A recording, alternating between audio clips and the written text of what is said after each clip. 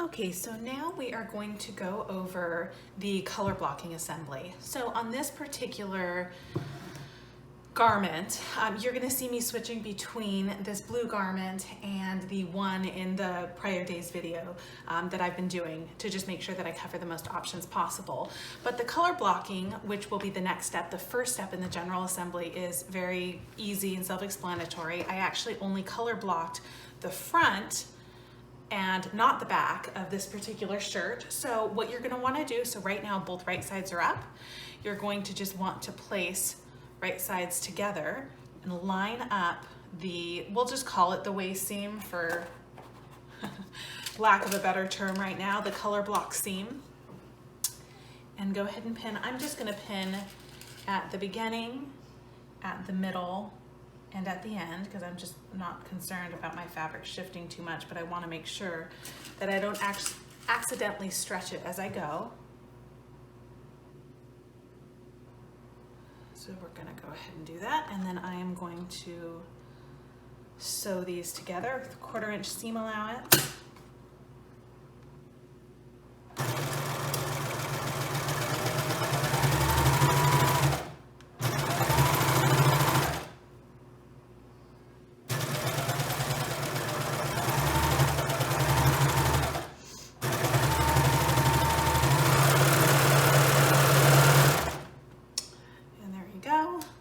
If you are doing the color blocked back, you are going to repeat that with the back piece.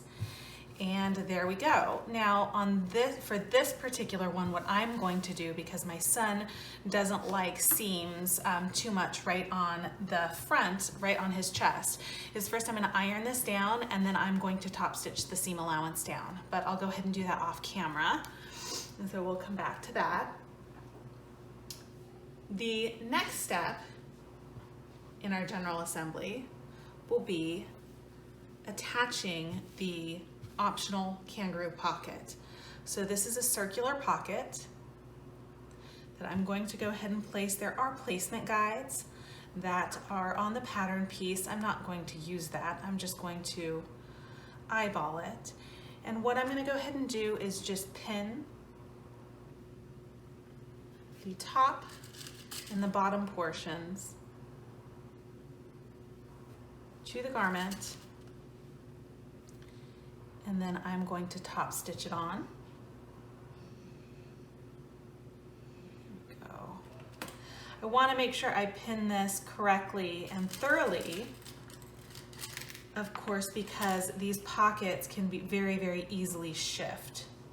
So you can use your standard sewing machine or you can use your cover stitch. I'm a sucker for the cover stitch and I want all of my stitching to match, so I'm gonna go ahead and use that. And I did press this with an iron before, press the pocket with an iron before I have started to pin it, because I wanna make sure that the opening that I still have right here that I closed is lying flat. I'm going to go ahead and do that. I'm going to take this to my cover stitch, just right here, and I'm going to sew this on.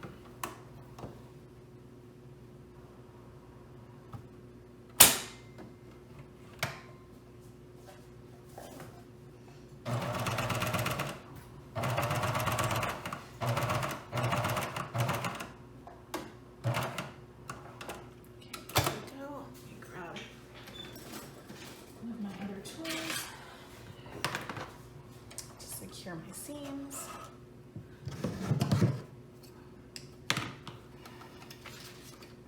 There we go, and now I will top stitch this other side.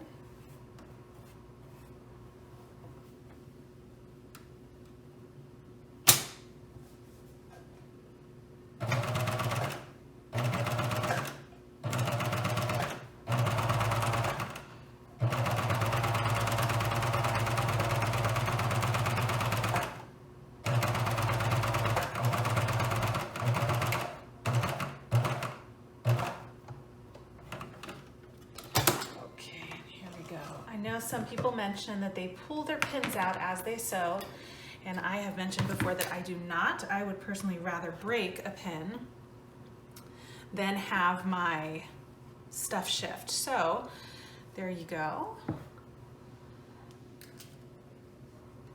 Now we have a beautiful kangaroo pocket that is attached to our shirt front. Okay, so now that we have done our placket, our optional placket, we've done our kangaroo pocket, we have gone over how to do the color blocking, we're going to now start with the main construction, which is first sewing the shoulder seams. So the first thing you want to do is lay your pieces right side together, your shirt front and shirt back, and you are going to sew the shoulder seams. So I'm going to turn this around, make it a little easier to see, and I'm going to first line these up. I'm not going to pin it, and just go ahead and sew these shoulder seams.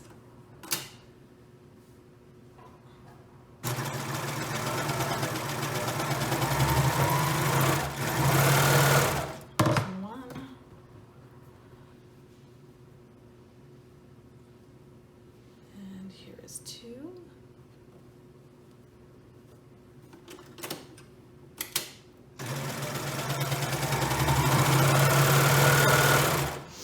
Okay, so now that both of those shoulder seams, excuse me, are sewn, I'm going to go ahead and open this up so that the right side is up, and I am going to grab my sleeves. Are my sleeves? Here they are. Okay, so one thing about the sleeves, there are some guide markers on the pattern that match up with the front bodice. They're little dots on the arm sides that match up with one another. Now, the dots are only to indicate which side of the curve goes with the front of the shirt. It's not exact placement because of the nature of the way that you attach our sleeves. So if you forgot to mark your sleeve, and this is a universal rule with sleeves, is that the side of the sleeve with the deeper curve is always going to go to the front of the garment. If it doesn't in your tutorial, the pattern is drafted incorrectly, and it should.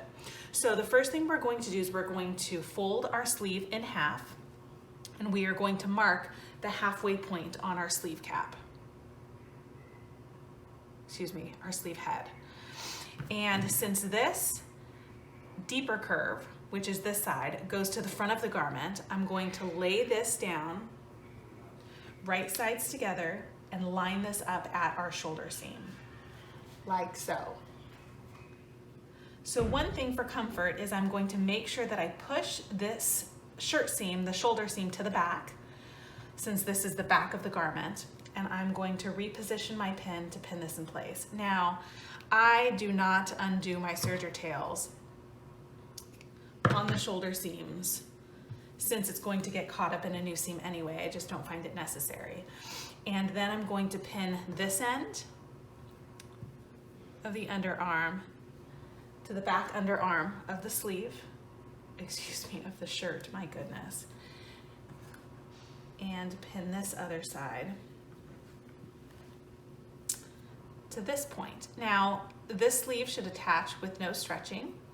It should lay very nice. If, for some reason you cut, and you don't cut perfectly, you may need to stretch it slightly. It's not a problem, just ease the sleeve in. So let's go ahead and sew this.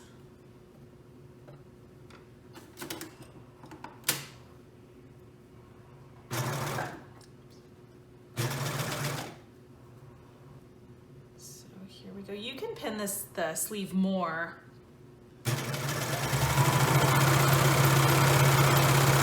If you need to, more is always better. But make sure you at least pin it in those 3 spots that I just showed you.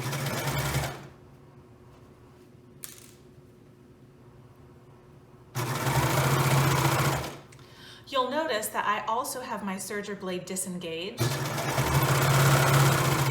to make a perfect, and I do that to make a perfect 1/4 inch seam allowance. And so it's not trimming off any of the fabric. It's personal preference. And now your sleeve is attached. So we're going to go ahead and repeat that with the other side. I'm going to fold this sleeve in half, line it up right here. The center point, which on this one I'm just going to grab with my fingers, is going to go right here and meet this shoulder seam.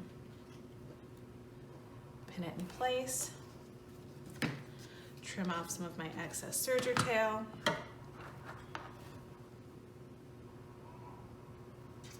Pin this side here.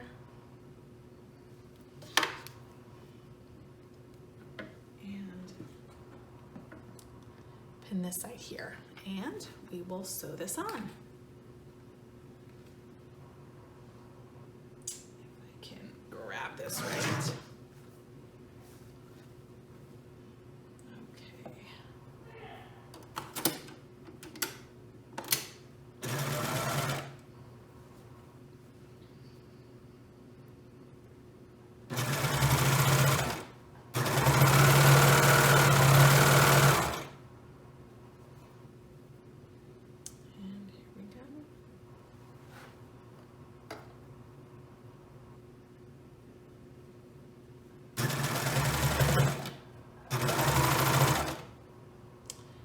Serger tail got secured in this new seam.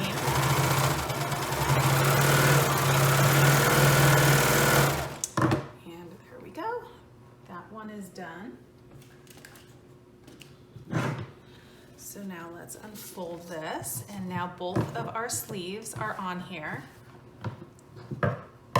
And from here, we're going to fold the garment in half, right sides together.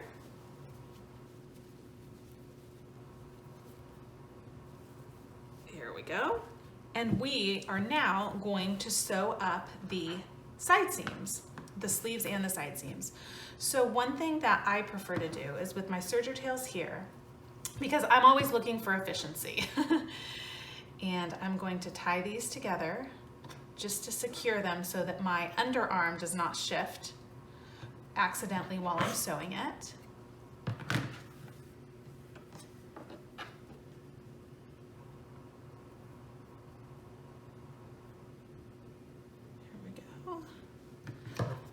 Tie those together, clip off the excess, and now I'm going to sew from the sleeve end,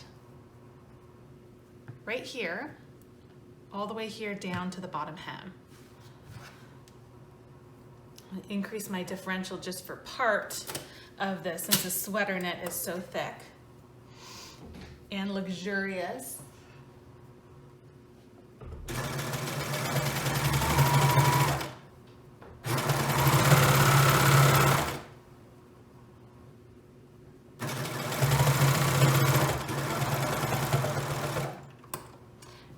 To move it back down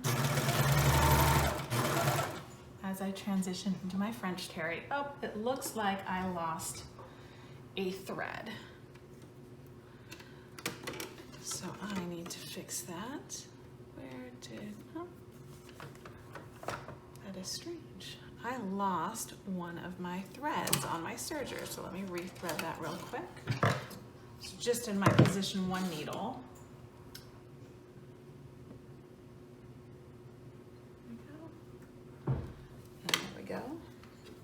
I'm just going to continue sewing, and I will re-secure that area later.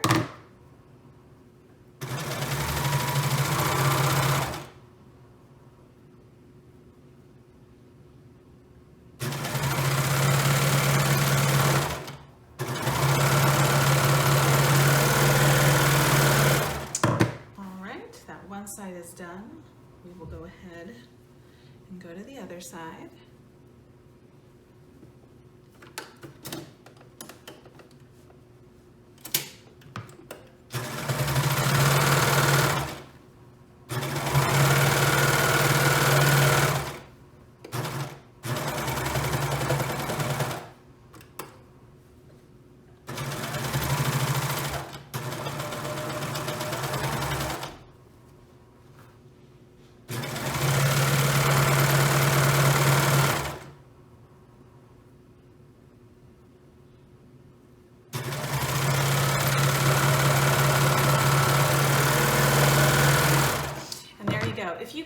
to disengaging your serger blade, then you're going to be very, very surprised with how well you get at the placement of where your fabric needs to be. Oh, you see here, this is where one of my needles, or excuse me, one of my threads came apart. So I'll go ahead and reinforce that.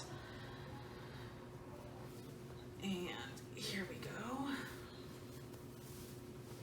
Turn this right side out. And this is now what we have so far.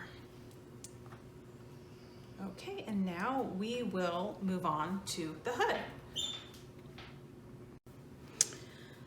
Okay, so now we are going to start with attaching the hood. So the first thing that I want to do is place my hood right side out, excuse me, wrong side out. And I am going to place right sides together with my neckline. So first thing, what I want to do is I want to find the center point of the back of my shirt, which is going to be right here. I'm just going to mark this with a pin. And this point is going to line up with the seam on the back of my hood. So we'll go ahead and pin this in place. And then we're just going to wrap this around, and the front edge of the hood is going to line up with the front edge of the placket. Go. And I'm going to do the same with the other side.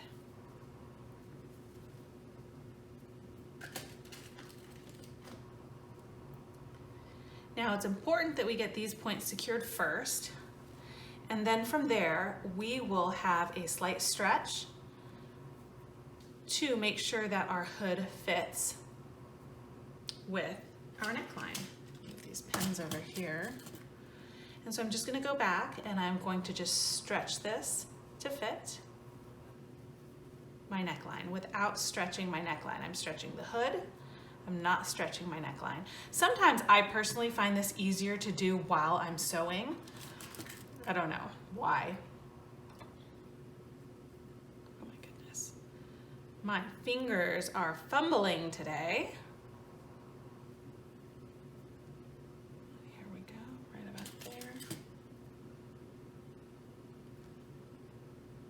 Sure that you get all 2 layers if you're doing a lined version. Yep, that looks good.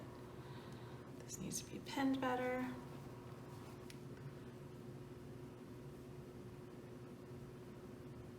Make sure you're lining up all of the raw edges well.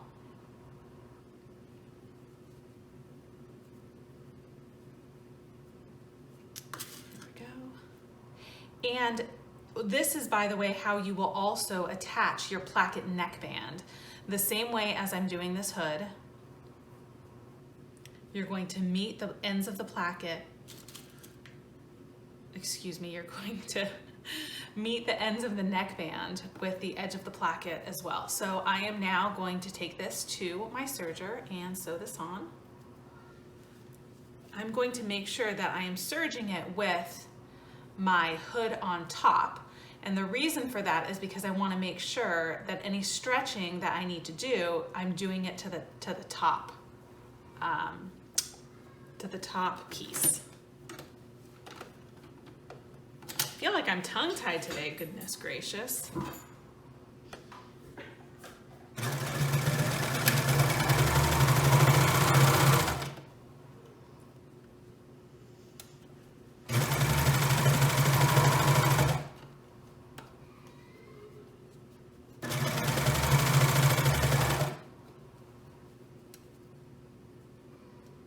To stop and double check as I go to make sure that everything's lining up the way that it should between these pins.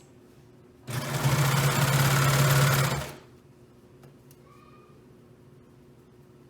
we go.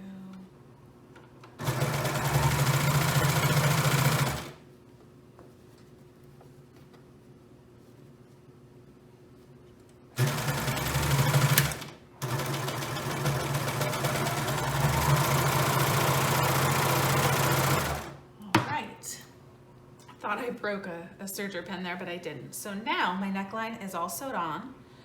I'm going to take off these pins.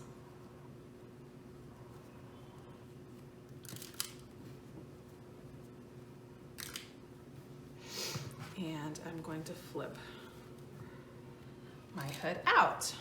So from here, I do want to secure my serger tails, even though I'm going to top stitch this. I just want to make sure that they don't start coming unraveled for some reason, since it's at the edge of my placket. Now, depending on how thick a fabric that you used for your hood, if you're doing a lined version, this next step of top stitching can be a little difficult if you're going through a lot of layers of fabric. So make sure that you go slow, and the finished product will definitely be worth it. I am next going to readjust my cover stitch to have a narrow hem on it. So now basically what I'm going to do is I'm going to go around and I'm going to top stitch the seam allowance down. So let me first fix my cover stitch.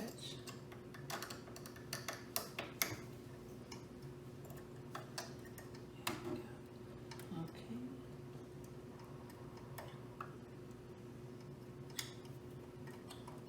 I'm trying to move my needle and it is being difficult.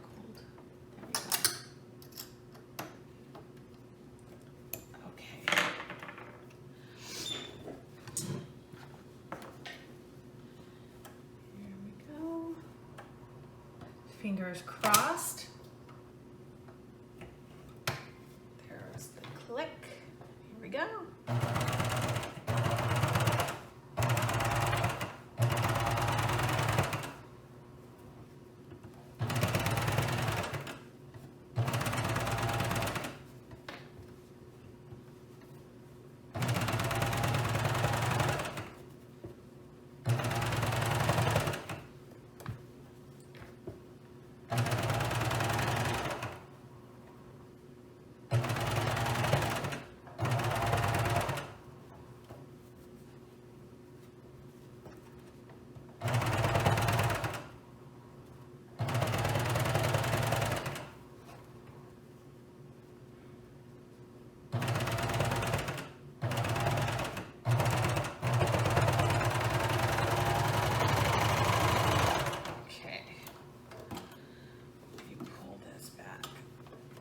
Hood is getting a little bulky in my cover stitch.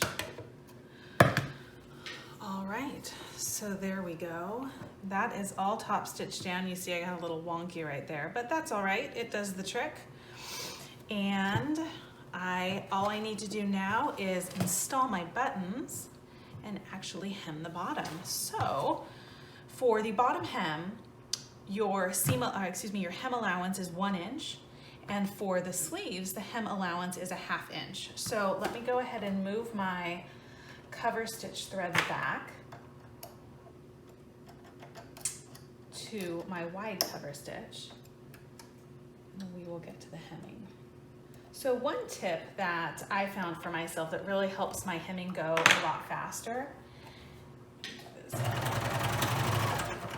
is from the tip of my finger to my first knuckle is 1 inch exactly. So I will actually use that to gauge my hem. You see that? And I know that that's 1 inch exactly. And I will just start on one end and hem that way all the way around, stopping and readjusting where I need to. So let's do this 1 inch hem.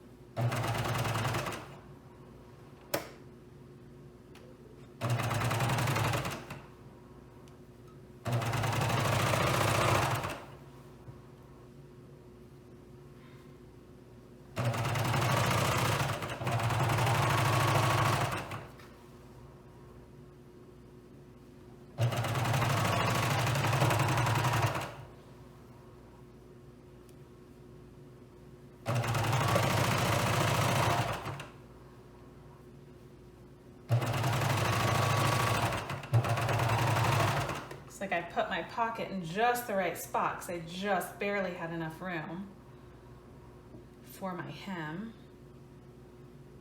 which is how it's intended, but I, you know, probably should have used the guide markers on the pattern. I'm just pulling some of my cover stitch threads to make sure that when I end this, it ends neatly.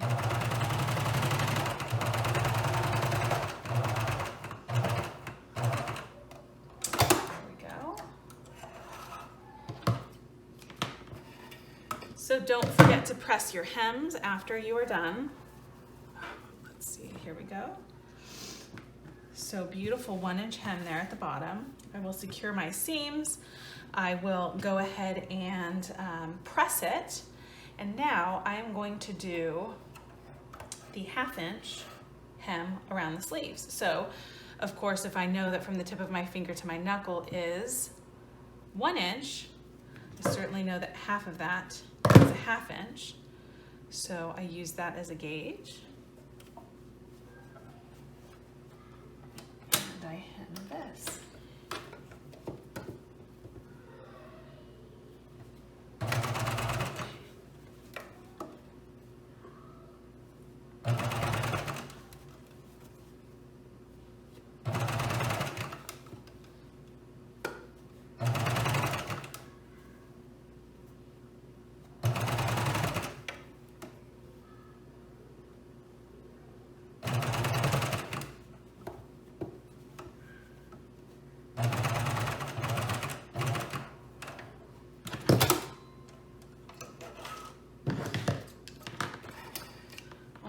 There we go. And this 1/2 inch hem is going to be on the short sleeve as well if you do the short sleeve version. So, or if you do the cuffs, you certainly don't have to hem. Some people like to do cuffs simply so that they don't like to hem. I personally don't mind hemming at all.